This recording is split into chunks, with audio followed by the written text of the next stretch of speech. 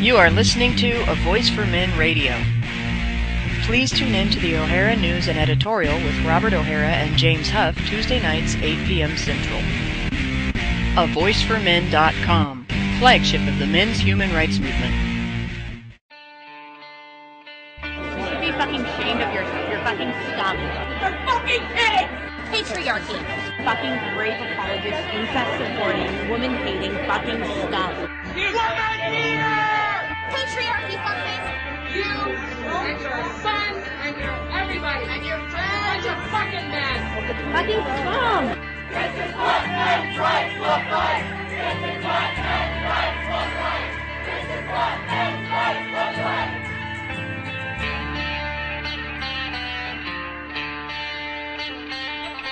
Feminist theory is not the Bible. It is not the Declaration of Independence.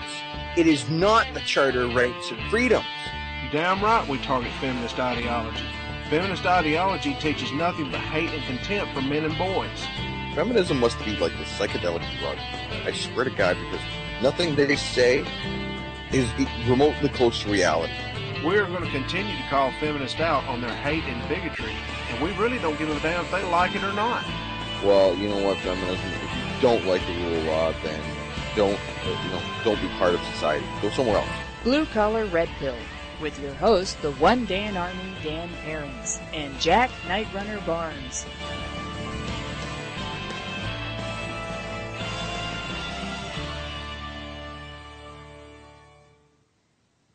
How you doing, folks? Welcome back to another edition of Blue Collar Red Pill Radio. Tonight, with my co-host Jack Barnes, we are going to be taking apart WhiteRibbon campaign, as it's commonly known. Jack, are you there? I'm here, brother. How are you? I'm doing pretty good. How you making out yourself this week? Well, I'm pissed off right now, actually, Danny. I'm pretty hot under the collar, but we'll get into that here in a few minutes. Sure. So for those of you who don't know, for about the last week here, A Voice for Men has been exposing the fraud engaged in by various WhiteRibbon organizations around the world. Australia and Canada have been some favorite targets, but I would expect that's not the only targets that have been exposed for fraud and engaging in the ignoring and erasing of victims. Each of one of them all follow the same kind of feminist flawed feminist theory. And so yeah, that's our topic for this week. So Jack, you're a little hot under the collar. Would you care to enlighten us on that? Well, let me start off by saying that yes, I'm pissed off, but I'm also a little bit happy because as of right now, this came to me about 3 hours ago, maybe a little more. The Australian WhiteRibbon campaign. Now, the thing about WhiteRibbon is that they're all over the world in several different countries, right? From New Zealand and Ireland to Canada and Australia. Anyway, the Australian branch of WhiteRibbon, they are scared. They are scared of us, and here's the proof. A couple weeks ago, I did an interview with Paul Elam, and my plan was to put it up on the here on the Voice for Men Radio as a special episode. Unfortunately, we didn't have the time available. So it was put up on Paul Elam's YouTube channel. You can go watch it there on his YouTube channel unless you live in Australia. If you live in Australia, sorry, you can't watch it on his YouTube channel because WhiteRibbon has blocked it. I don't know exactly how they were able to do it. Paul is still looking into that. This is late-breaking news right here. But they worked it some way so no one inside Australia can view that video. That's how scared they are of us. Now, if Paul's video was just a bunch of lies and was easy to debunk those lies, do you think WhiteRibbon would go so have the Australian government, whoever it was, blocked it viewed in Australia? Jack. Or is it because he's telling the truth? Yeah. Can you hear me? You kind of went a little choppy there, Jack. You're going all choppy on us, man. Sorry. I think I'm back now. Anyway, if Paul's video was a bunch of lies, do you think they would go out of their way to go to all this trouble to block it, or are they blocking it because they're scared that people will learn the truth? I'm leaning towards the latter. Well, like easy to debunk lies. That's our bread and butter in the MHRM. The feminist lies are so blatant and easy to debunk. But the fact that they've had it blocked in Australia there, I'm going to go with they've had Google or YouTube do their magic so that you can't watch a video in certain areas. But the articles in question have been running off of Voice for Men for a while there. I'm just trying to pull up there's the Aussie one right here. I'll put that in the chat room. And since Australia seems to be yelping the most, we'll make sure to rub a little salt in their yelping mouths. So there's the one exposing the beginnings of the fraud in there. But let's just look at what their oath is. Okay, so the WhiteRibbon is more of the same old crap. Man bad, violent, women vagina, potato, whatever. But their oath is, I swear never to commit, excuse, or remain silent about violence against women. This is my oath. Now, I call horse shit. We all know, those of us in the MHRM and non-feminists know that domestic violence is not a gendered crime. It's not a gendered issue. The parity is there. It's been reported in Canada, at least for the last three general social surveys, parity, 1% or so. Martin Fiebert, he's done an incredible amount of research into it, and again, showing, parity or women being even slightly more violent towards men in relationships. I imagine there's some studies down in the States there, Jack. Are you aware of any down there? Yeah, it's basically the same thing, man, all over the world. Martin Fiebert put a whole bibliography of studies together. Now, these studies were not just here in the U.S. They were taken from different parts of the world. I think there was over 100 studies, thousands and thousands of people, right, that were asked the same questions. That's the key. They asked the same questions to men and women about both their victimization and their perpetration. They found out that domestic violence is not a gendered issue. It's somewhere around 50%. The studies vary, 2 or 3 points one way or the other, but somewhere around 50%. Yeah, and I imagine a lot of those studies don't include proxy violence, false allegations, whether made to the police or to friends and social crowds there. That proxy violence goes on. We know that it does. How prevalent it is up for grabs. Anyways, so that's their oath. It's more of this, laying all the blame at men's feet and not accepting and treating women as adults responsible for their actions and their crimes. Now, I'm just going to go a little anecdotally here, but we teach our young boys, do not hit women. But do we teach our daughters, you don't hit a boy? And someone who has kind of really hammered on that point in recent times has been Whoopi Goldberg. She said it both in the Ray Rice situation, and there was another situation where she said, ladies, the days of chivalry are gone. If you hit a guy, do not expect them to not hit you back. Those days are gone. Feminism killed them. So, Whoopi has been doing a wondrous job at hammering that poor flawed feminist crap apart.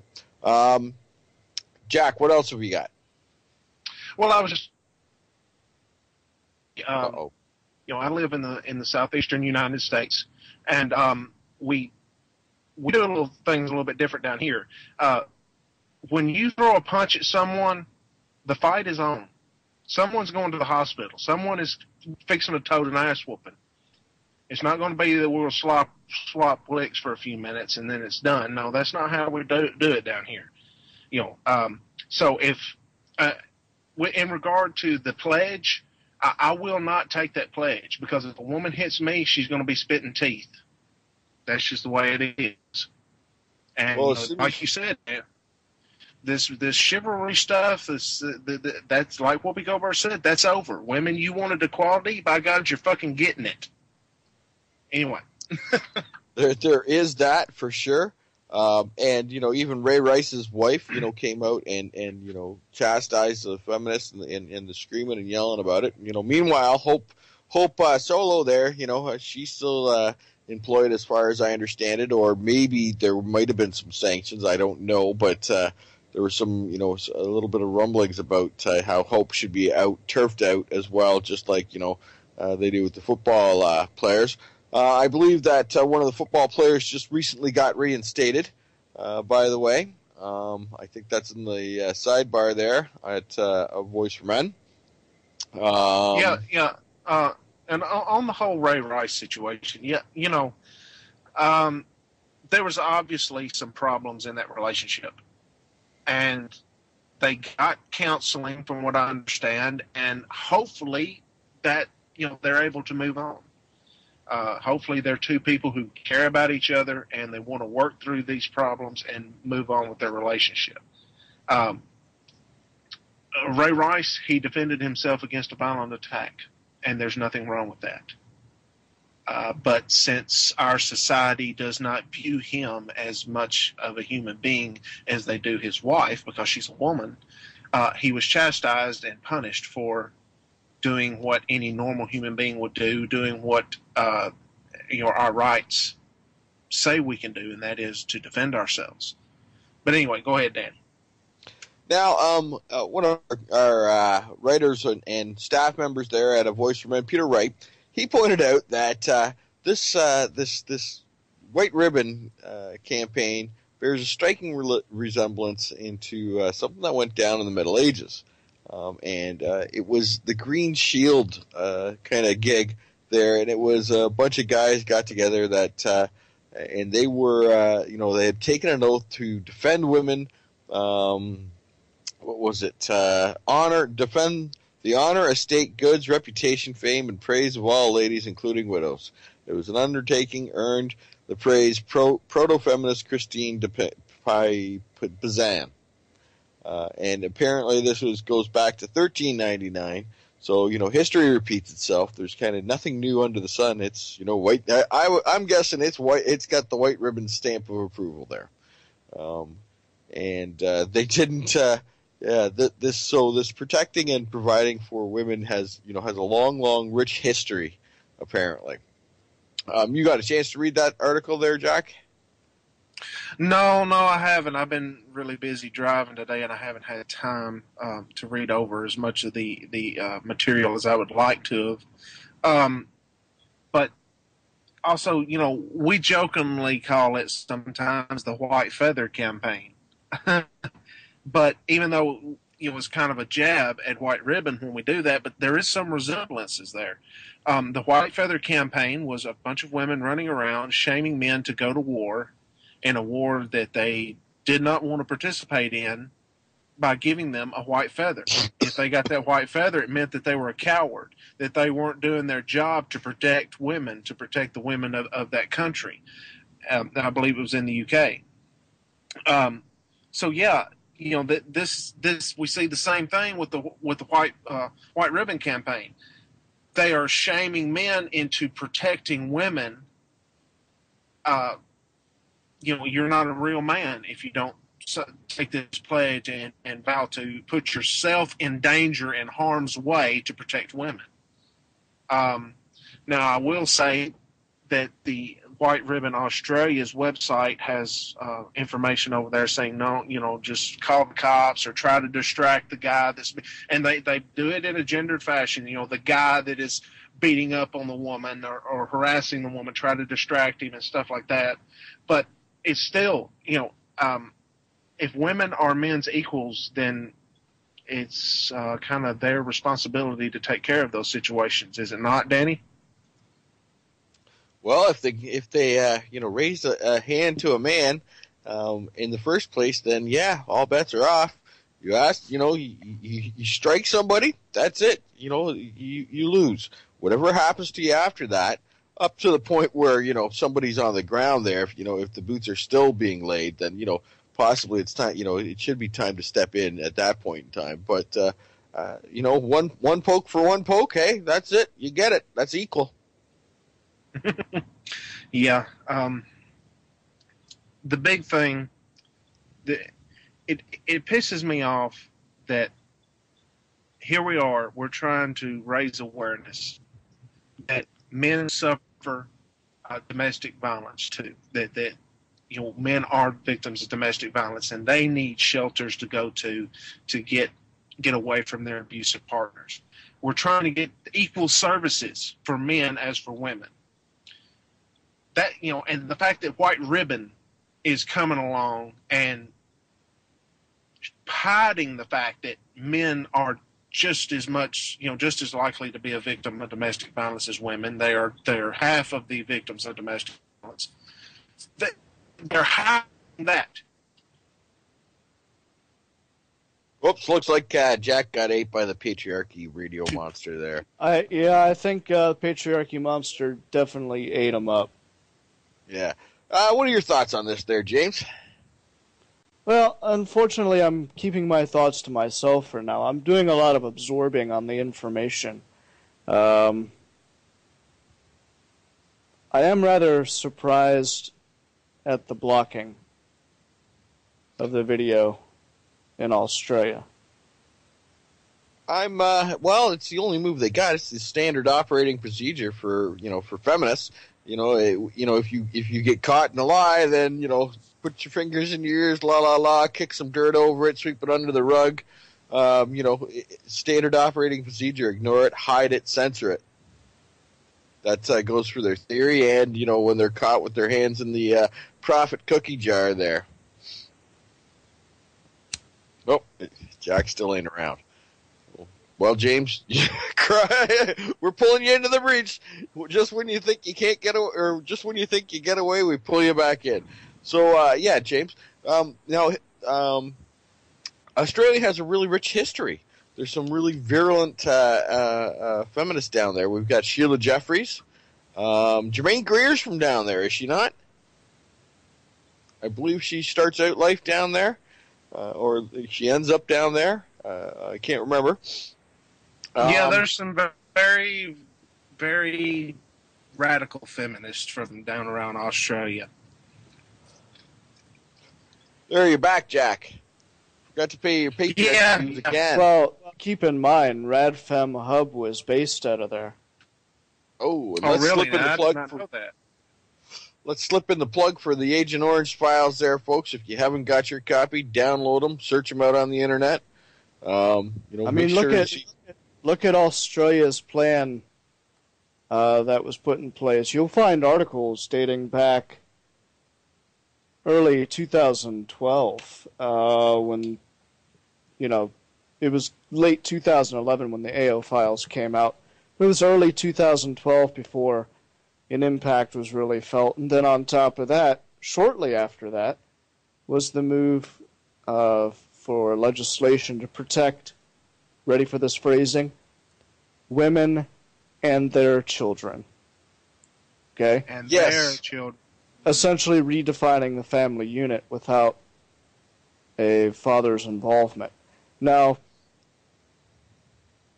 the personalities, a lot of the major personalities that were centered with RadFem Hub were based out of Australia.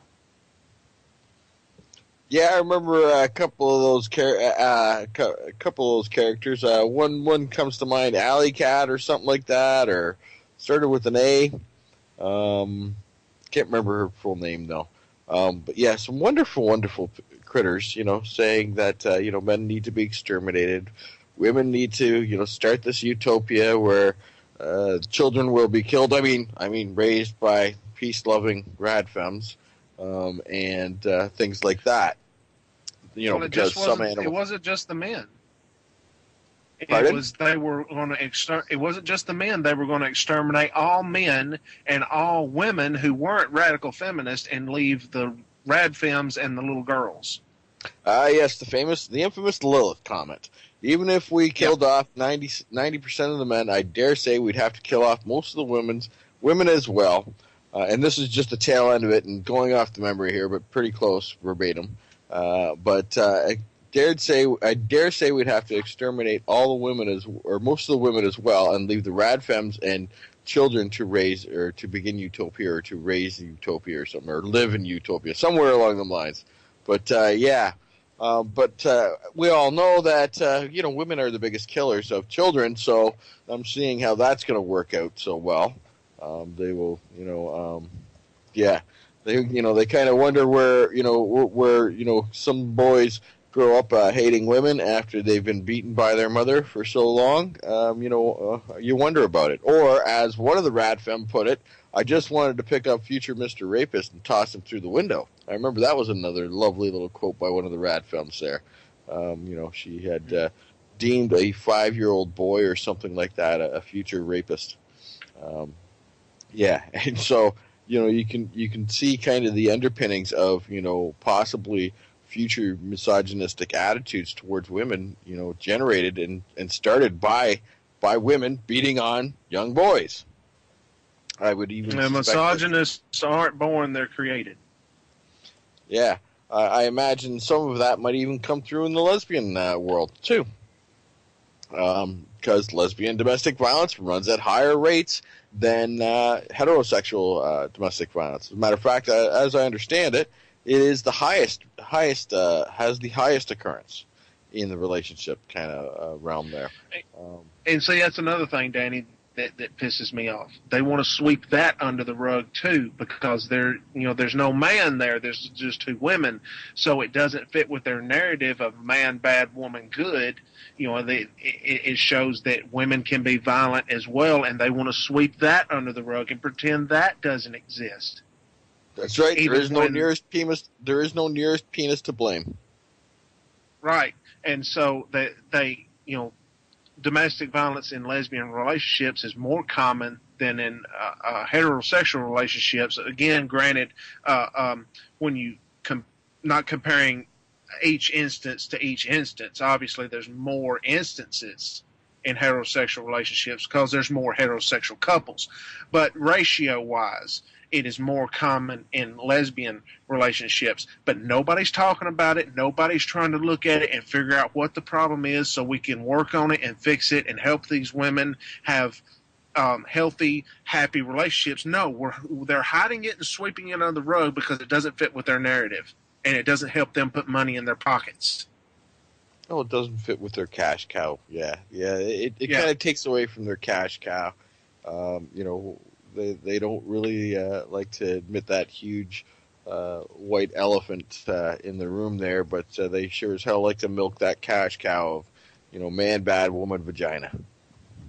Mm. Yeah. Another thing that they want to talk about a little bit, but not as much, is they will talk about domestic violence in gay male relationships, which is less common than heterosexual domestic violence in heterosexual relationships. Again, with the ratio of it, not with each instance of it. But they will talk about that just a little bit. But see, there's no woman in those relationships to be a victim, so they don't want to talk about it a whole lot. But they will actually mention that there is domestic violence in gay male relationships. Well, yeah, of course, because there's a penis to blame. And I'm sure if they could work it to blame two penises, they would, but they haven't figured that one out yet. I'm sure they tried to do some mental gymnastics. Geez, we got two penises. Can we blame them both? I can see that in the back rooms. I believe that some of the more radical feminists have blamed domestic violence in lesbian relationships on the fact that one of them being masculine, of one of them's masculinity. I want to say I've seen an article or some comments about that from your more radical feminists. I can't say that I've seen it on the WhiteRibbon websites, but I have seen it in your more radical feminist websites. Oh, I wouldn't doubt that they try, try and blame it on the patriarchy somehow. I want to know where they get the idea that all lesbian relationships, that at least one of them is the quote unquote butch, or the masculine one and one's the feminine one. Not all lesbian relationships are like that. So, wait, hello. They aren't? There's no such thing as lipstick lesbians? Oh my God, what the hell happened? But yeah, their model, the WhiteRibbon's model, and which is the feminist model, falls apart under the least little bit of scrutiny. That's the reason they've got to silence us and keep us quiet, because they can't even afford the least little bit of scrutiny, because if you even look at it for just a second, it completely falls apart. And you don't even need the statistics that we have for it to fall apart. All you've got to do is look at it logically and go, wait a minute, that don't even fucking make sense.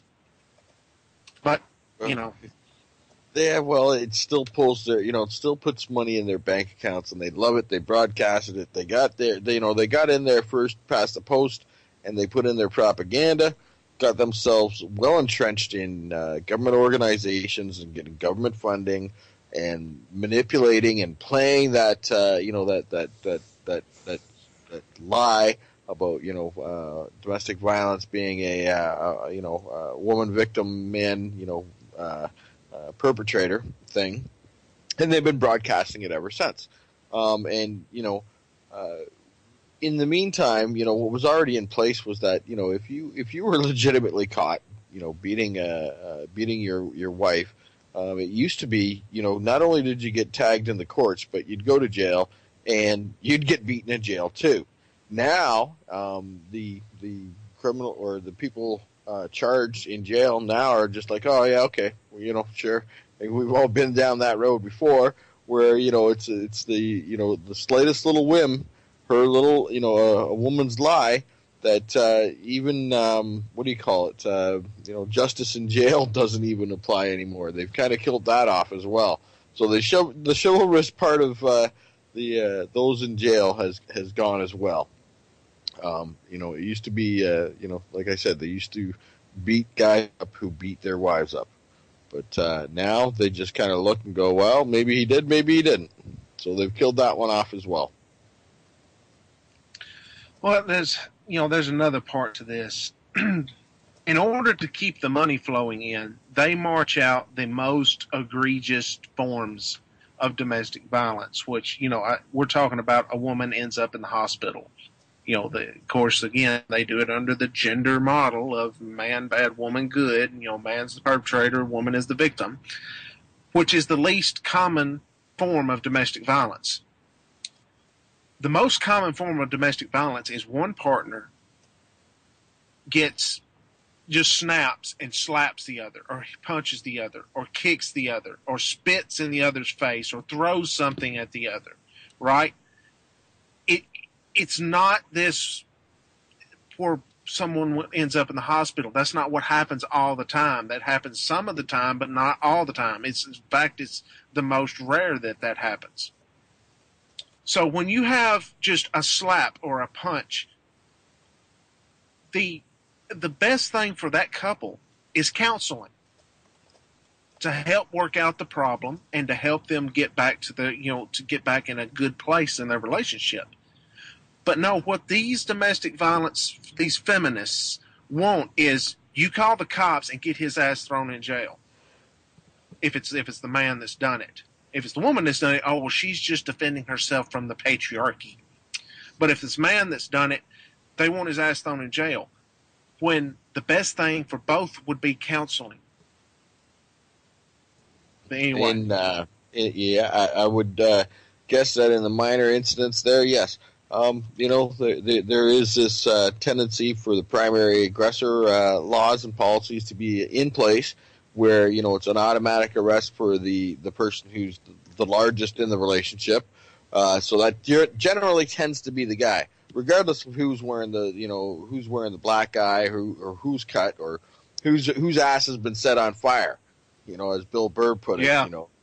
He does that one little skit where you shouldn't hit a woman, and he works it all the way up to the point where she sets him on fire, and she invites her friends over to have a tea and a laugh about it, and Bill's point in that video, it's incredibly funny. It's because you gotta laugh, because you think about some of the things that guys go through in these situations. But his whole point is that no, there are times when you need to defend yourself, and don't let it get to the burning bed situation. Yeah, you there, Jack? Oh, okay. Yeah, I'm here. Yeah. We're at 30 minutes. Do you want to take a break? Sure, we can take a break. James, why don't you toss us in the elevator there? All right, folks, here we go. You are listening to A Voice for Men Radio. Please tune in to The Voice of Europe with Lucian Valson and John Gunnarsson, Fridays, 1 p.m. Central. AVoiceForMen.com, flagship of the men's human rights movement.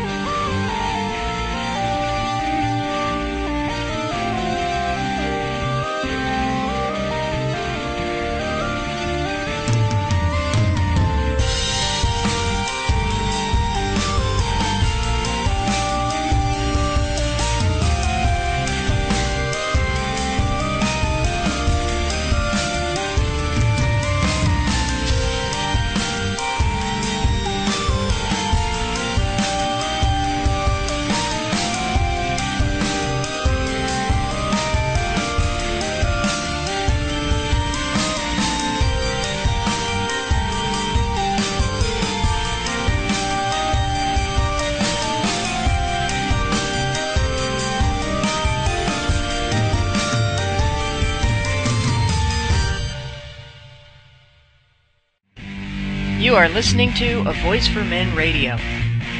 Please tune in to When Did You Wake Up with Aaron Pizzi and Dean Esme, and Tales from the Infrared with Christian Chasen, Rachel Edwards, Jim Kelvarn, Nefanora Frall, and Dean Esme, alternating Saturdays 1 p.m. Central. AVoiceForMen.com, flagship of the men's human rights movement. And we're back. I hope that riding the elevator wasn't so bad and so hard on the eardrums there. That might be considered oral violence there, A-U-R-L-A-L. Yeah. Now, so we've taken care of Australia, and we've opened up that tired old canard of the feminist flawed theory. Now, not only did Voice for Men hit Australia, we also did. We also took a little bit of a look at Canada there as well, and Canada I'm really familiar with. I can rattle off the numbers right off the top of my head. So here's Paul's article on Canada. We're kind of waiting for Canada to chime in, but we've already had our way with them before. I have some history going back with Clay Jones and Jeff Pereira and some of their supporters going back for a number of years now, and I have to say it is quite comical when they do decide to pipe up. Jack, how familiar are you with WhiteRibbon Canada? Not as much as you are. You know more about the Canadian numbers than I am, and some of the people involved. I think you've had dealings with them before, so yeah. Sure. You know a lot more about it than I do up there. All right. So WhiteRibbon actually starts up because of a horrendous incident that, as I understand it, a horrendous incident that happened at École Polytechnique. Back on December 6th, I believe it was 1989, in which a terribly deranged killer, mentally deranged killer, as a matter of fact, he was denied military duty, that's how deranged he was, went in and he killed 14 women, I believe it was. Now, none of these women were feminists, but he blamed feminism for what was going on, his mental illness and how it affected him throughout his life. He was raised in a terribly abusive environment. Now, from this comes WhiteRibbon, and it kind of spreads across the globe, blaming, the violence against women, against, laying it all at men and ignoring violence against men. So, with that in mind, they've got a very big stronghold here in Canada, or stranglehold here in Canada, and they control that narrative. As a matter of fact, they just received 300,000, from I believe it's Dr. Kelly Leitch. I'm not sure I'm pronouncing her name correctly, but WhiteRibbon Canada just received government funding to the tune of $300,000 to shame and vilify men, while completely ignoring the male victims and erasing the fact that male victims do exist.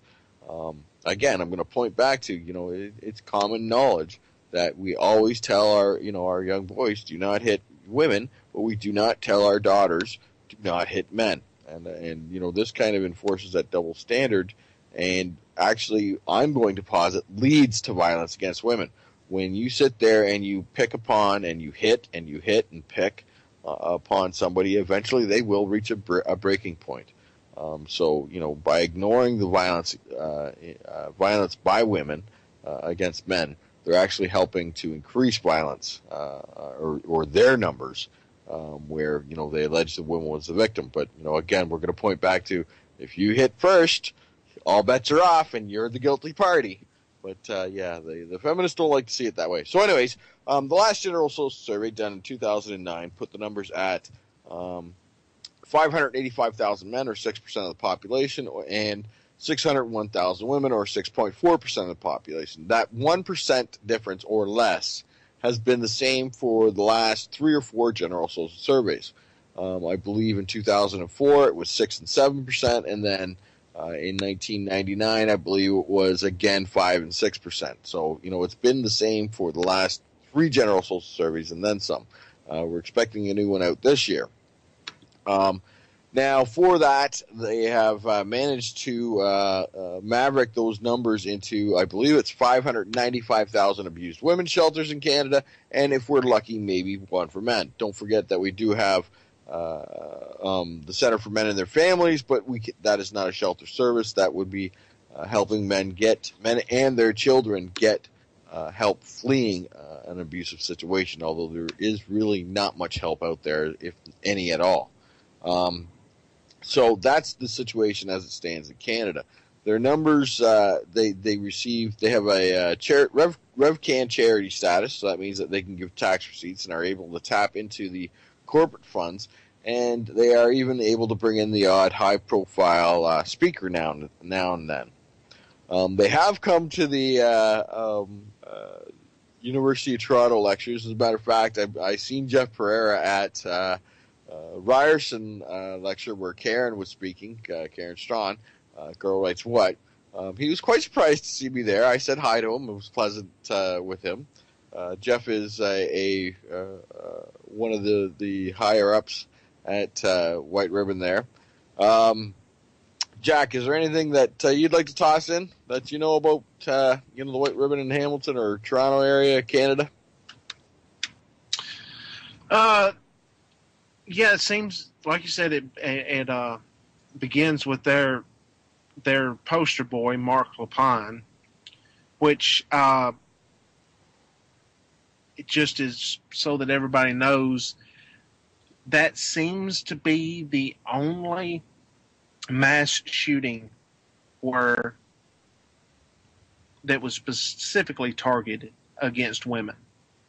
Elliot Rogers was not specifically targeted against women. He targeted women and everyone else. That seems to be the only one that was ever targeted against women. And there's one instance that we can come up with in recorded history, and they want to start a fucking violence awareness campaign against it.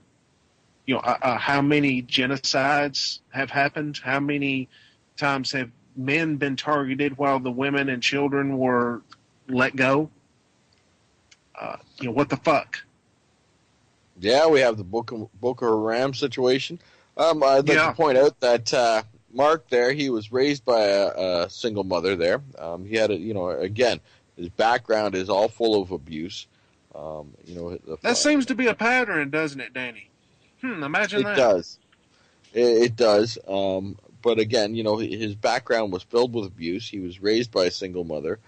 He did not start off life as Mark Lapine. His name, I can't pronounce it, it escapes me, but that was his chosen name.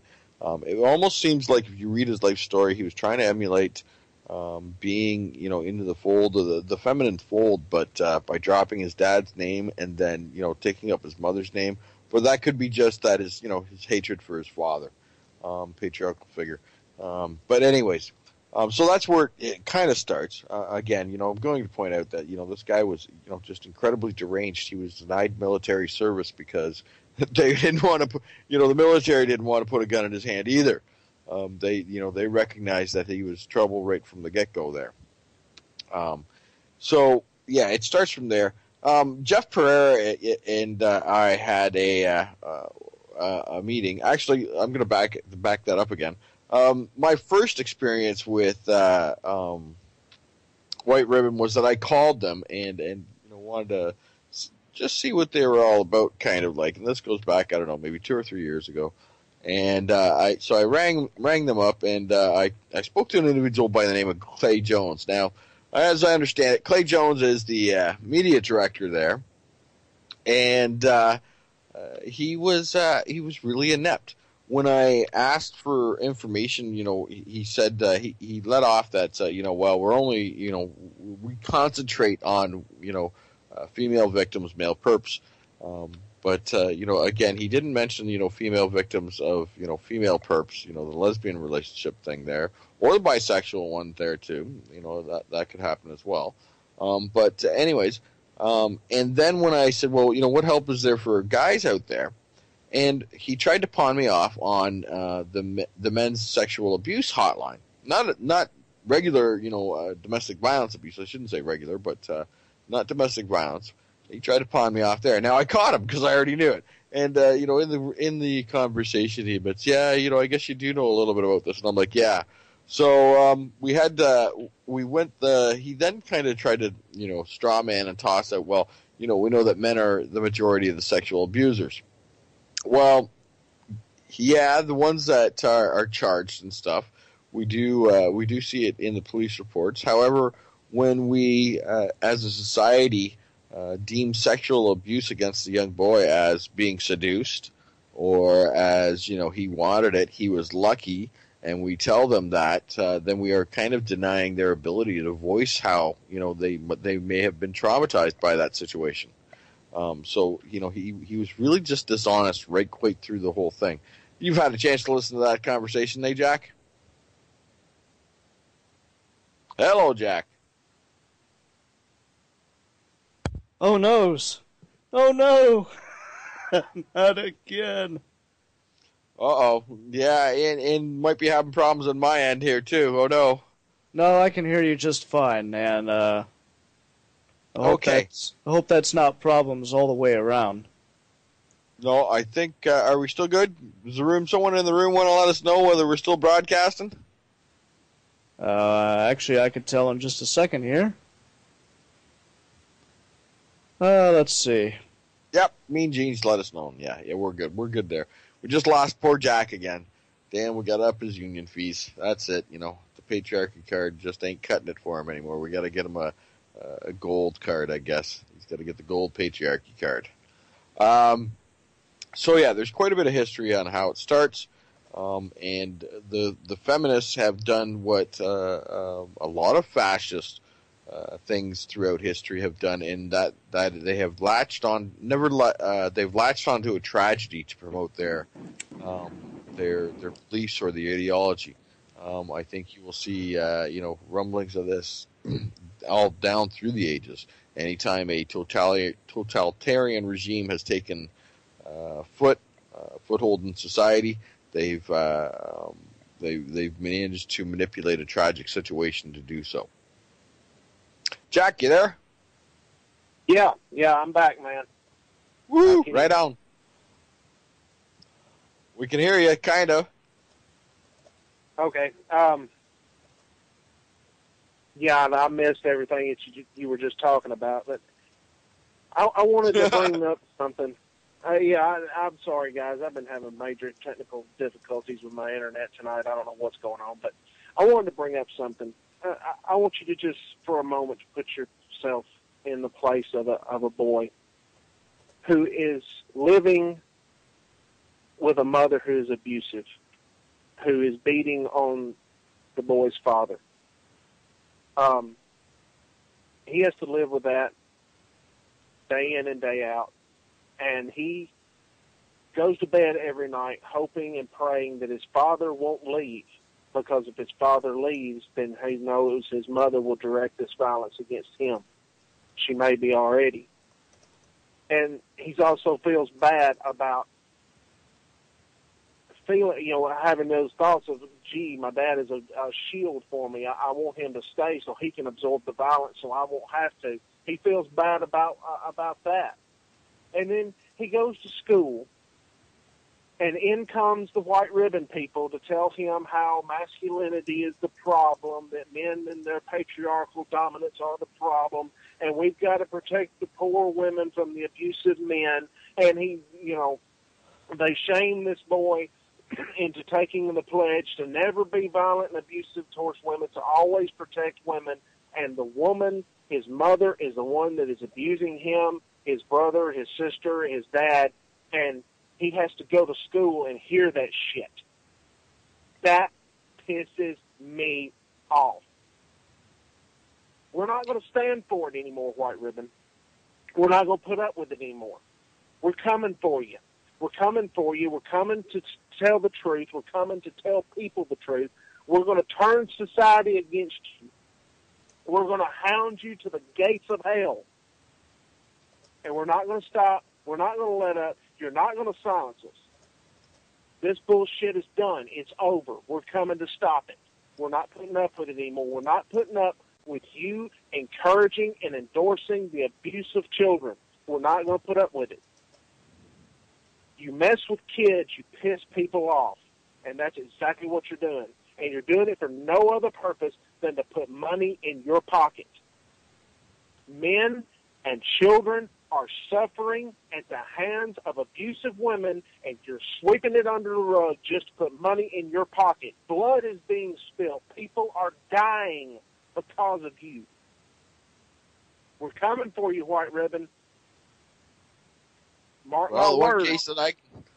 One case I can think of where the woman's abuse against the man was ignored would be the Elaine Campione case, and she only drowned her two kids, her two daughters, that father loved dearly, and said, look at my wife's abusive. She's off her rocker.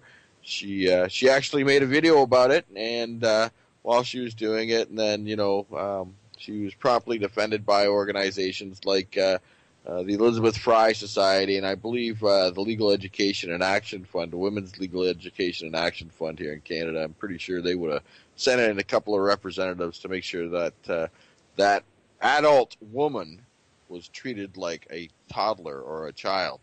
That's basically what it's about. We see this again kind of repeated, this kind of mentality again repeated in the He for She campaign, which was horse shit, right from the get-go. It's more the same old misogynistic crap that women can't do anything, and that, they require a man's, help from a man to do anything, including commit violence, apparently. We see that repeated right there. It's been debunked numerous times. As a matter of fact, they even went on the warpath and had any mention of how feminism possibly could have gotten it wrong, taken down off of HuffPo.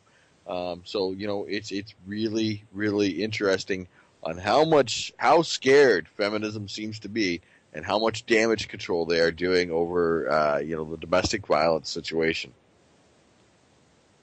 Jack.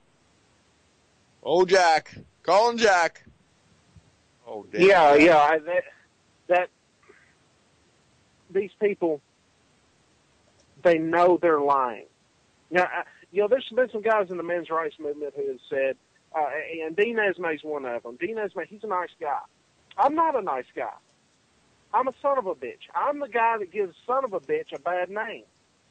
Dean will say, there's some people out there supporting WhiteRibbon that don't know exactly what they're supporting. They mean well and everything. Okay, no, I reject that. Dean, I apologize, brother, but I reject that. I reject that. These people, you can look at this, and if you have a fully functional brain, you could tell that this is horse shit, that WhiteRibbon is horse shit. If these people are supporting WhiteRibbon and they don't know what they're supporting is wrong, then obviously they're not smart enough to tie their fucking shoes in the morning. I don't cut any of them any slack on this at all. You ought to know what you're supporting is wrong when it only helps half the population and hides those half that are perpetrators. You ought to know that's wrong. You ought not to be a part of it. And if you are, then you're a part of the problem. Anyway, go ahead, Dan. We're coming close to the end of the show.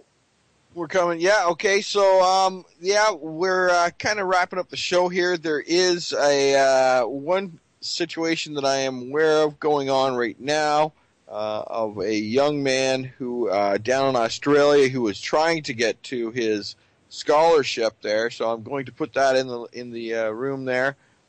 Let's get this domestic abuse victim off to his scholarship. Guys, it really wouldn't take much to get this guy there if we all chip in a little bit together. My heart goes out to this young man being victimized first by his ex-girlfriend there, and then secondly by a domestic violence industry that supports and promotes the WhiteRibbon bullshit, being let down by them as well. So, Jack, I think we're pretty much close to the end of the show, are we not? Yep, as far as I know, man. As far as I know. Everyone, go on to Twitter, Facebook, wherever you can go, and start spreading the truth about domestic violence. Let these people in Australia know the true facts, the true figures, and what's really going on, and how these people are nothing but thieves taking their money and putting it in their pockets and laughing all the way to the bank and hurting and harming people while they're doing it. Let them know the truth. And not just in Australia, in Canada, New Zealand, Ireland, and other countries. You can get on the web, look around for WhiteRibbon. They're in a lot of different places. Fuck their shit up by spreading the truth. And Denny, I'll leave the rest to you. All right, folks, remember, take the red pill. And always remember, you can lead a feminist to logic, but you can't make them think. Thanks for joining us again this week, and we'll see you next week. Bye for now. Bye. You are listening to A Voice for Men Radio. Please tune in to the Vanguard Report with Fiddlebogan and Nick Redding Monday nights, 6 p.m. Central Time, and Blue Collar Red Pill with Dan Perrins and Jack Barnes Monday nights, 7 p.m. Central Time. AVoiceForMen.com, flagship of the men's human rights movement. Dan and Jack hope you have enjoyed this episode of Blue Collar Red Pill. The song The Last Ones by the band Jazar is used under Creative Commons license and has been modified for this show. Please visit antimisandry.com and avoiceformen.com for more information on the men's human rights movement.